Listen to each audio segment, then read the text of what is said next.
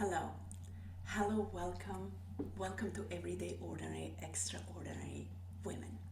I'm Martina and I'm here with Christina, and we're your podcast hosts. And we are deep divers and avid students of life and powerful facilitators for healing. So, in real life, I'm a life coach specializing in parent and women empowerment, and I'm also a sound healer. And I'm Christina, and I'm an intuitive healer who loves to blend massage therapy, energy work to provide customized, holistic services for my clients. We both love to incorporate crystals, essential oils, angelic Reiki, and intuitive guidance into our work. And we were inspired to create this podcast after pondering on this question: what would the world look like where we can be inspired by every person? Usually, we are so quick to compare and judge ourselves and others. And when we do that, everybody's losing. So, depending on my point of view, I can either feel small because I come out lacking, or I can be arrogant and dismissive because I feel superior. And those are the only two options. And neither of those options make us feel good. So here's our thought: someone's everyday normal is someone else's extraordinary. Judgment comes from first impressions, and we invite you, the listener, to go beyond first impressions and see the magic everywhere. There's inspiration at every corner, in everyone, if we're willing to look.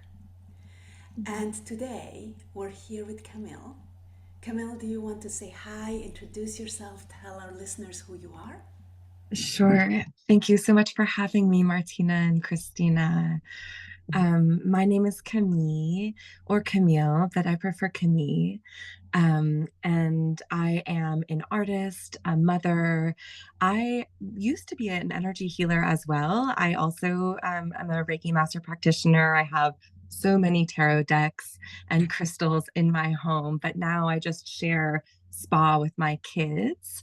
And I'm a trained death doula. So I work in death education, and I'm moving a lot more towards different public art projects in the community. Yeah, and I know Martina through a common friend, Stephanie.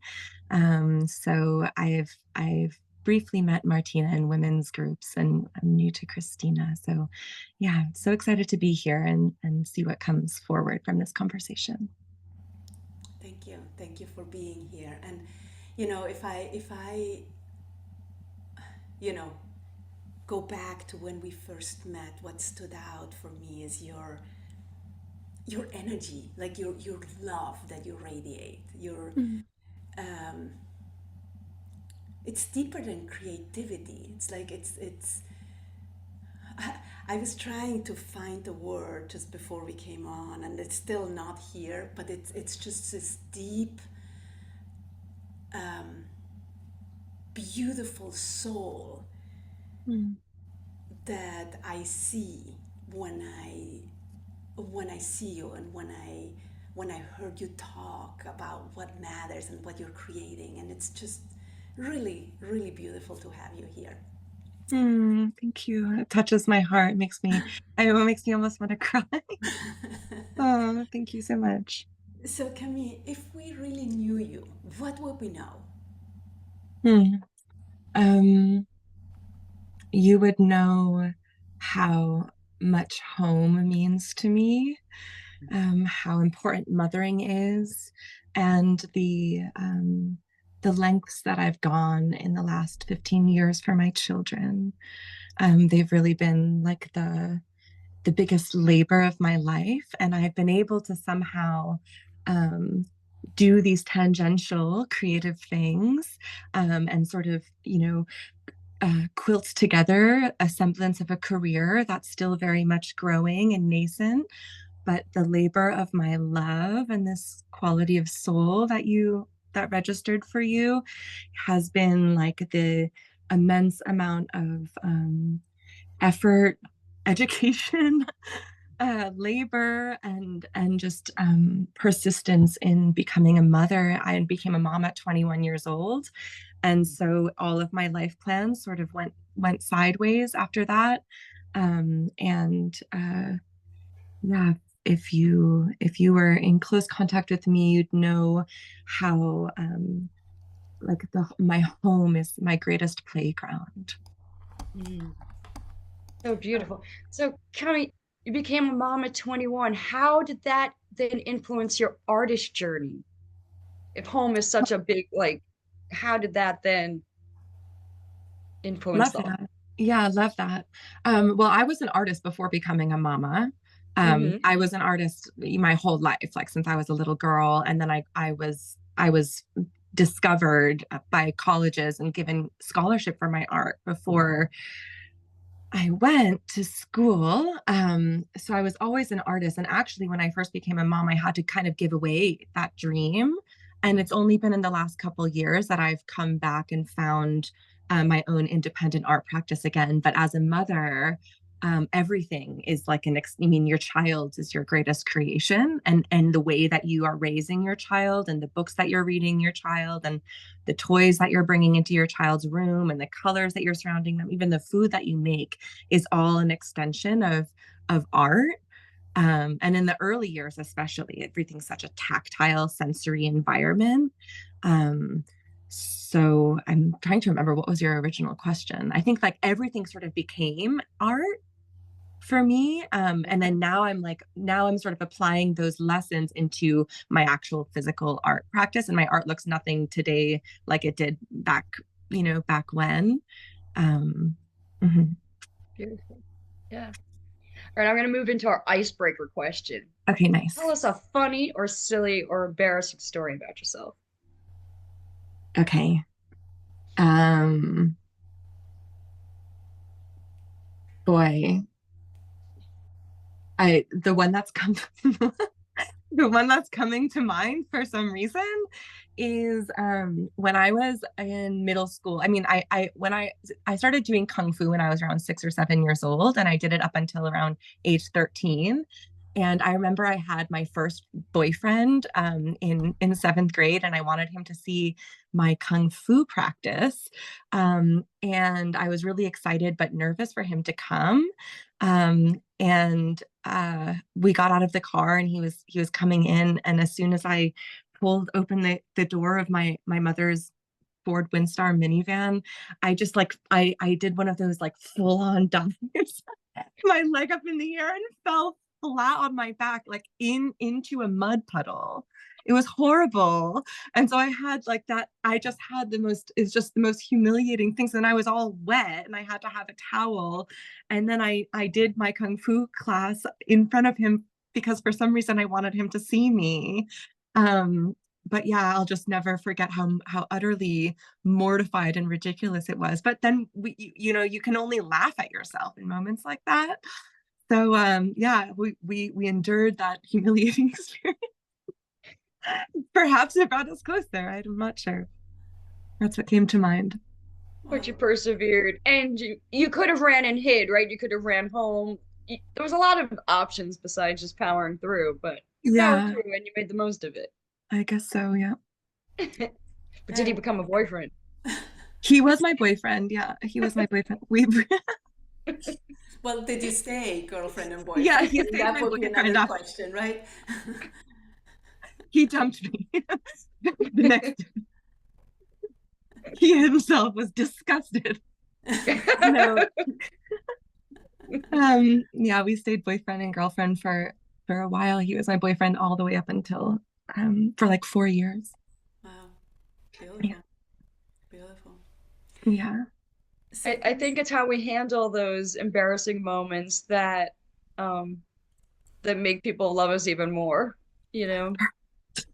Yeah. I would agree. Yeah. Yeah, we Hmm. sort of have to allow ourselves to come undone in order to be fully loved. Absolutely. Yeah. yeah, and be able to be vulnerable and laugh at ourselves and all of it, right? It's like, wow, did I really do that? Yeah.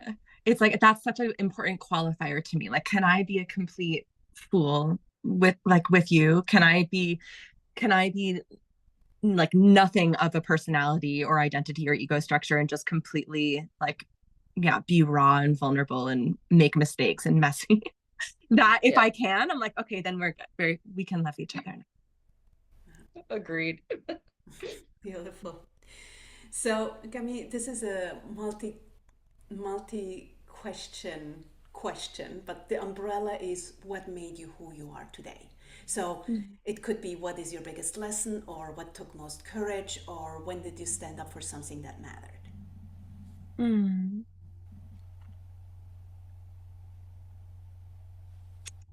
What made me who I am today?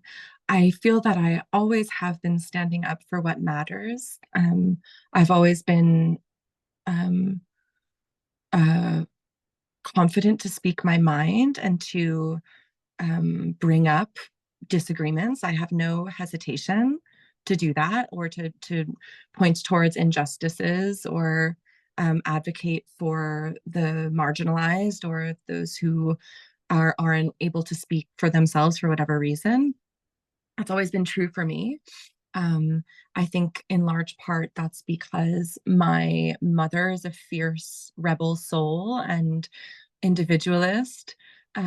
She's also a resident alien, so she's from Quebec, but she never became a American citizen, and so she's always just kind of like beat to the sound of her own drum. So I had her as a strong role model in my life.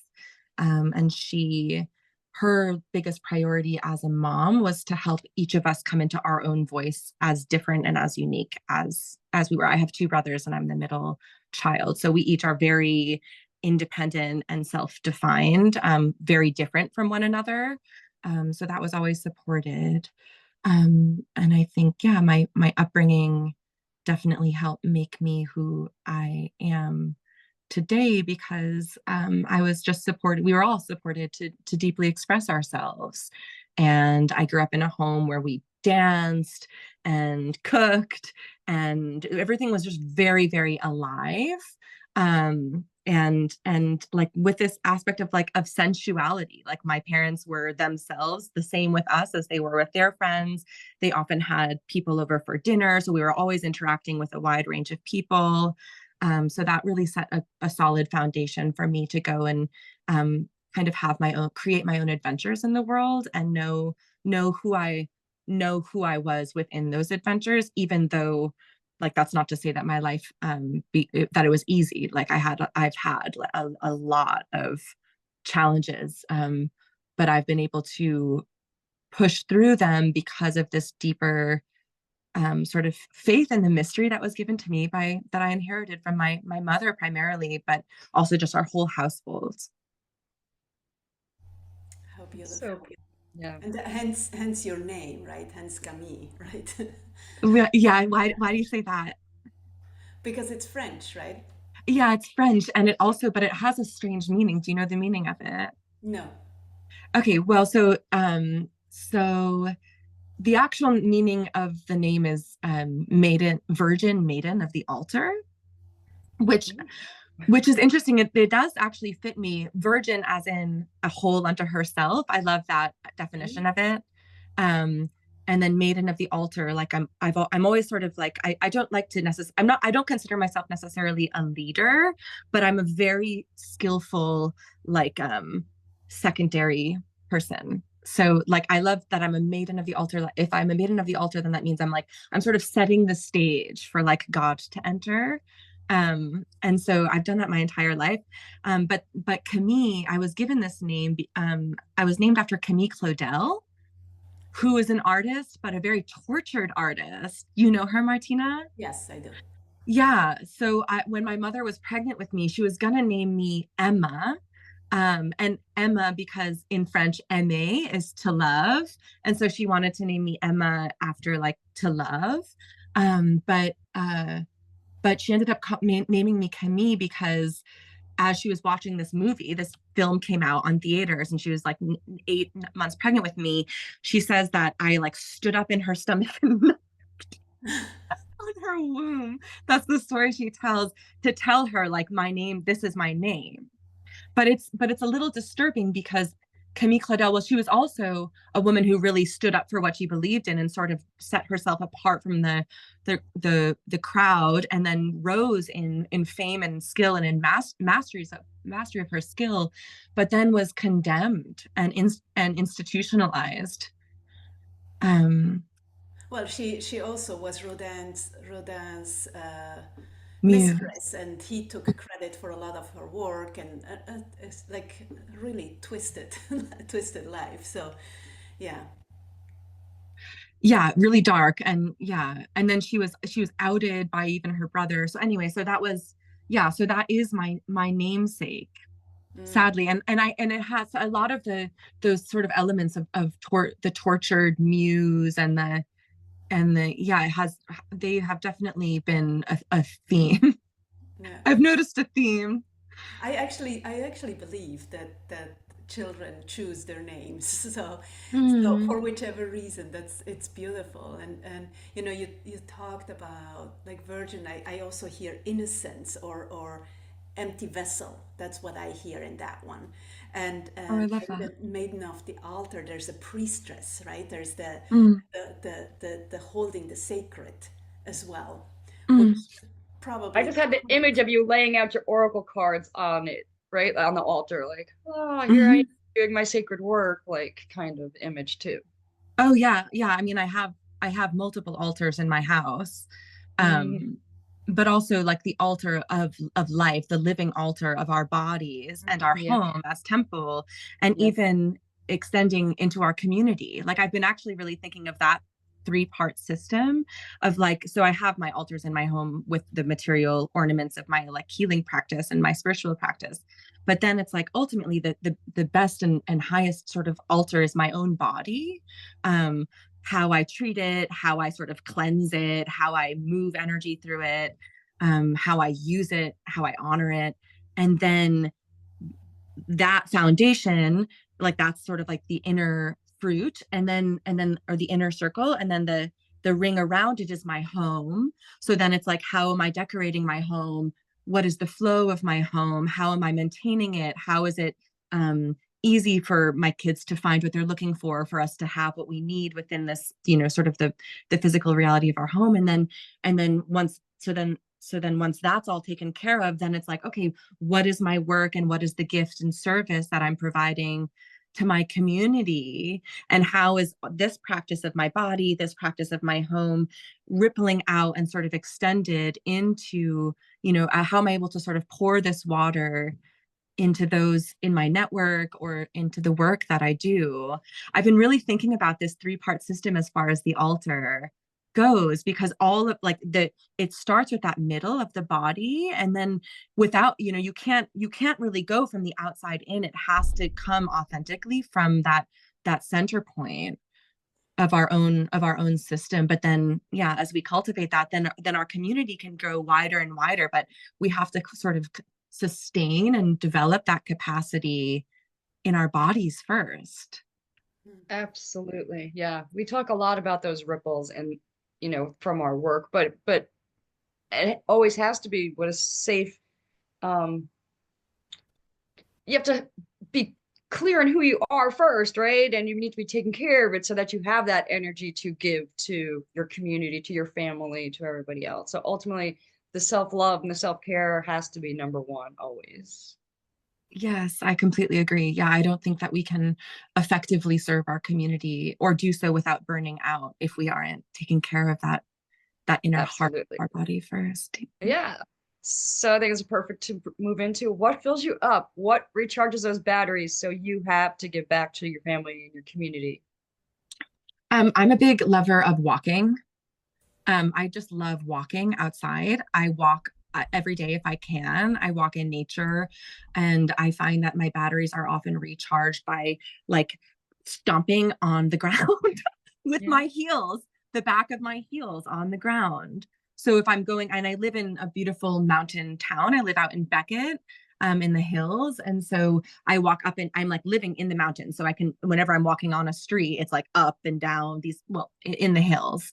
So I'm able to get like good going up on my calves and the tops of my toes. And then on the descent, I can like slam my heels on the ground. And I just find that really, well, really re-energizes me. So what I was gonna say, it's just so beautiful that like nature is such a big provider, right? It's Mhm. such a, and unfortunately we don't honor it enough in our day and age, right? Mm. People are more and more coming back to it, right? But we don't. It's kind of sad that we don't honor it, right? It's like I don't know. What just pops in my mind, what I always keep coming back is, if you're not winning, everybody's losing, right? So can Mm. we take that on for nature, right? If nature is not winning, everybody's losing, right? But we don't live right now in this world, unfortunately. We will get there, but right now, right Mm. now, no. So Mm. Yeah, Camille, it's bizarre. It's truly it to me it makes no sense. I mean, we rely on our planet for life itself. To me, that seems so fundamentally obvious. It's bizarre um to it's bizarre that it's even possible to be divorced from that truth. yeah. Well, And it's the funny part to me is the earth will survive after we're long and gone. Like, Mhm. we're never going to destroy the earth, but we're destroying ourselves. And we don't get it. Like, that's the Right. piece that's frightening to me, Hmm. that it's not we're destroying the earth. The earth will live way past us. We're destroying ourselves. no. That's Wow. that's really, yeah. I'll Yeah, we're end it. making life um inhospitable to humans Yeah. with the Yeah. poisons. Yeah. Which is interesting because everything is in service of the human, right? So to speak, in quotes, in service to the Yeah. human, rather than, well, but if we kill everything around us, I mean, we're gonna die, right? Or if we continue killing ourselves. Yeah. Yes. But that's part of it, right? It's Hmm. if we kill everything around us, whether it Right. is with pesticides or, whatever we do, right? Right. It's like what I think it's in Native American saying, it's like we cannot eat money, right? We Yeah. cannot eat money. So what's the purpose of it, really? And it has Right. its place, and I understand it makes life easier and all of it. But if we don't wake up to that eventually Oh, yeah. we have to take care of that. So Yeah, it's like it's like a relational misunderstanding, and it ripples in so many ways. Like, in what world, in the white Western world, but in what world is like our relationships not reciprocal? Do we just take, take, take, take? yeah, In what world are we not in conversation? Like, how does that make sense? yeah. That without that, without a feedback loop, without this infinity loop.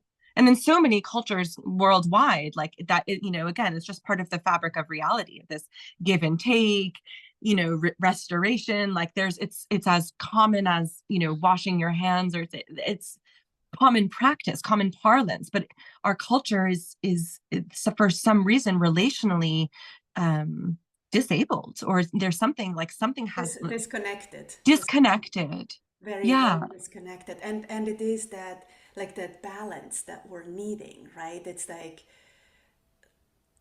you were talking about in the beginning about, like being like you get depleted if you give, right? And it's the same thing with our environment, right? And taking doesn't make us happy either, right? Mm-mm. So finding that balance of blessing the earth, thanking the earth for all the gifts we receive, which we've stepped so far away from. So, it's, I love, yeah. I really love that. I've been thinking a lot in my art practice, specifically around public art installations, of how we can represent blessing the earth. Like, how Mhm. can we communally, or I can be leading public art installations that involve blessing the earth in a way that's not anthropomorphic, and that's not from a human perspective, like, because you know, you don't want to just display a blessing. You want to do something that actually would help the earth.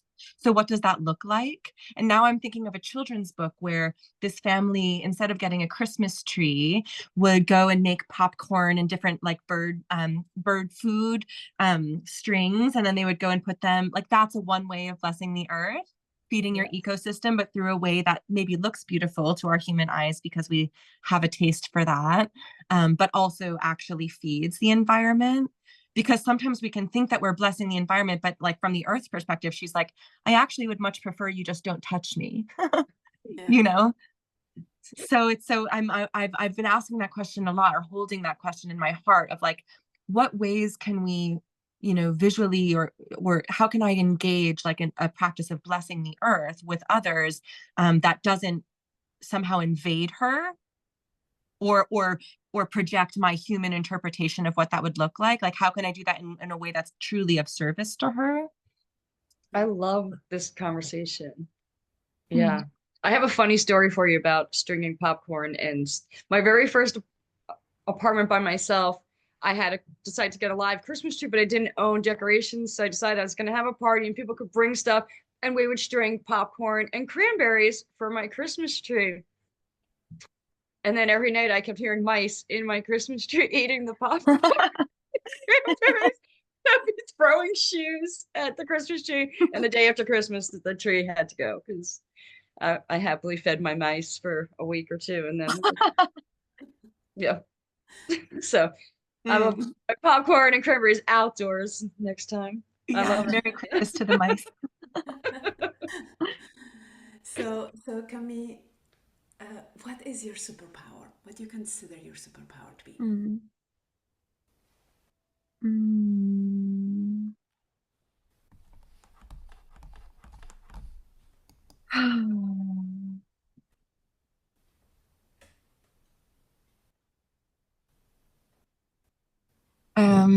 I think that my superpower is the ability to make something out of nothing. I'm quite good at that. Um, I, I do that with my art and with my writing practice, like making something out of absolutely nothing. And I also do that in my cabinets, chopped style. Um, and there have been a lot of times in my life where I've had to completely rebuild. Um, and yeah, really having no ground beneath me, or feeling like suspended in midair. So I feel like I've developed a superpower in making do improvisationally with what I've got until that starts building, building, building, and then a life is made. Beautiful. I hear being adaptable in there too. Yeah.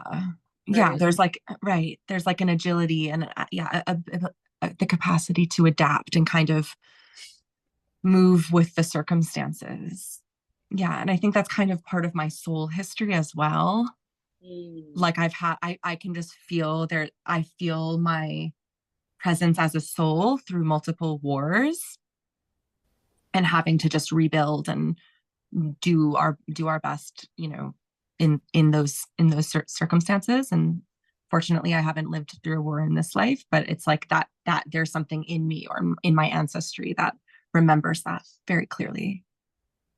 Yeah, and the need to pivot, that's the other thing I hear. And Yeah. and and it's also like it's so in your creativity, right? It really feels like, okay, you have, this is what you got dealt with.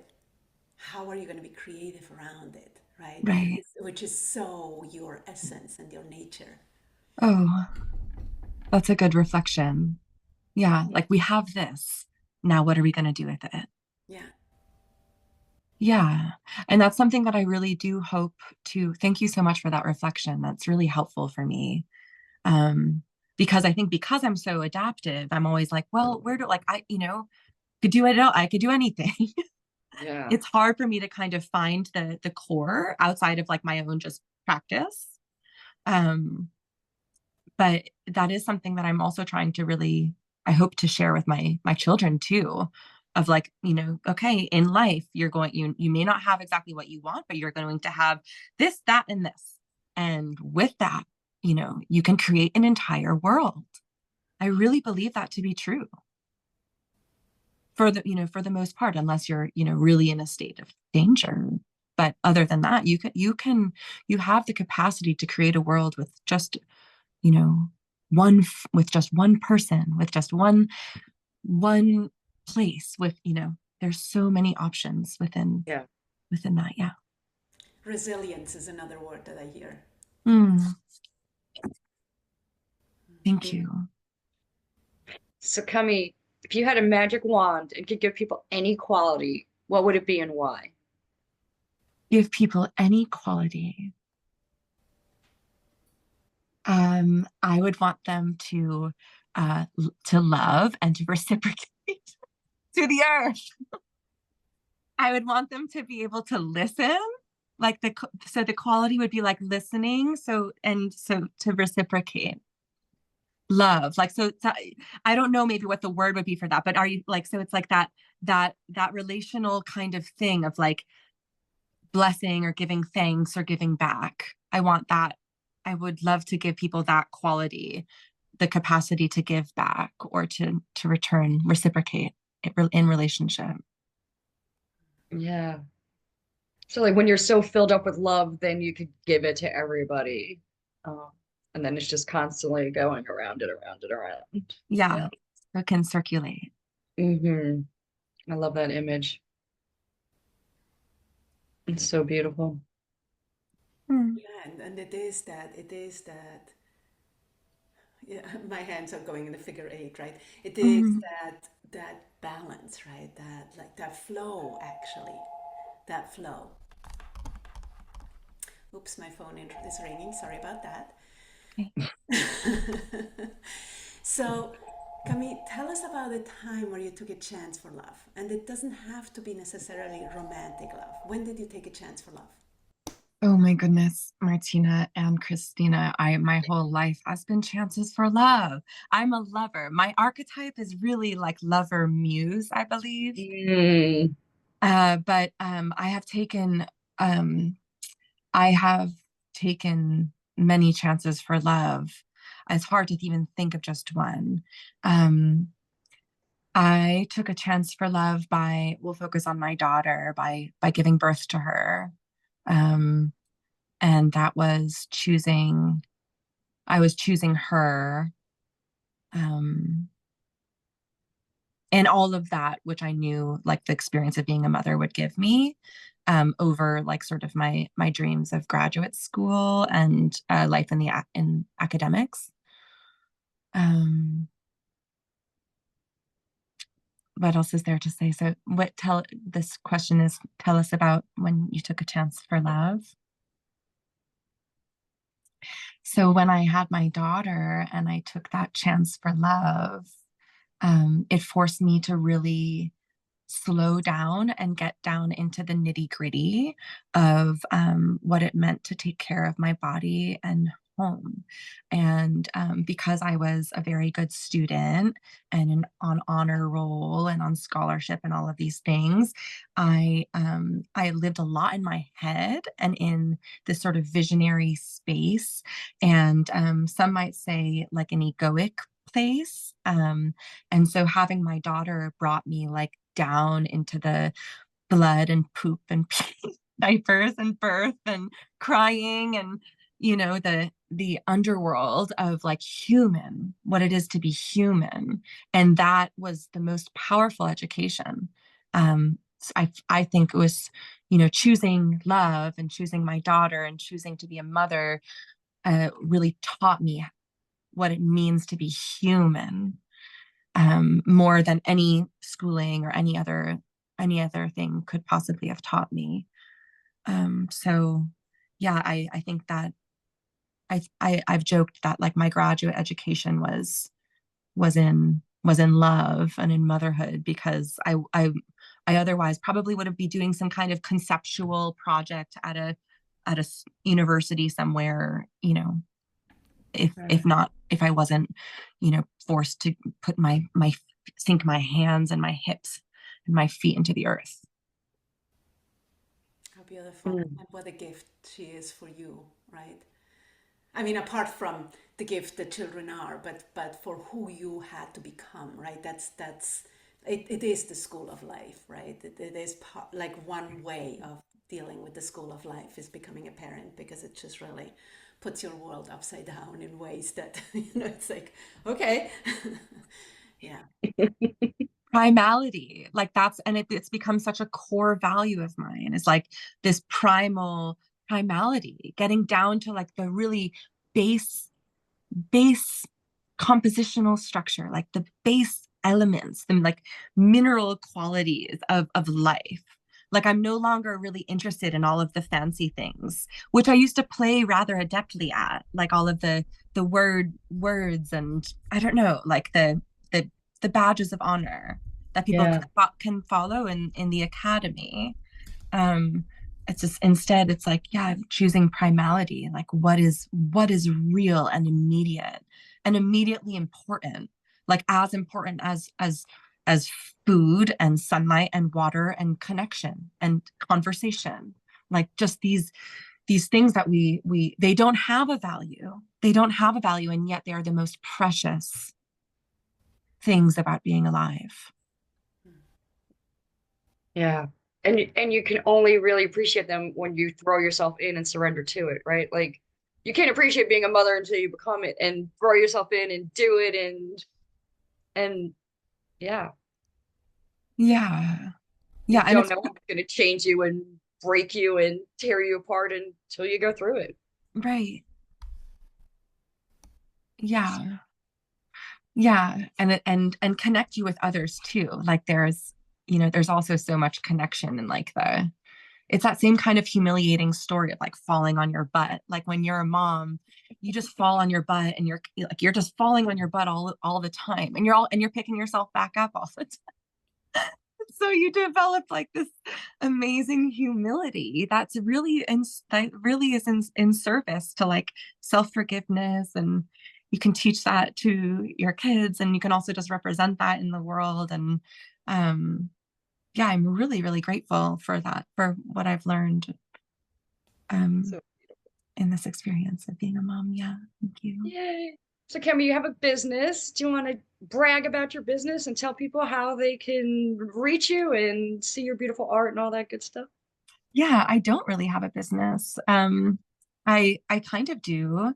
I show my art places occasionally. I wouldn't say that I have a business. I do a lot of different things. So there's no way to reach me. Just kidding. There's you can see my art at my website, camilleroos.com. Outside of that, you sort of just have to stay tuned because yeah, I'm developing a monthly storytelling subscription where we're going into different fairy and folk tales with a dear friend of mine. That's launching in January.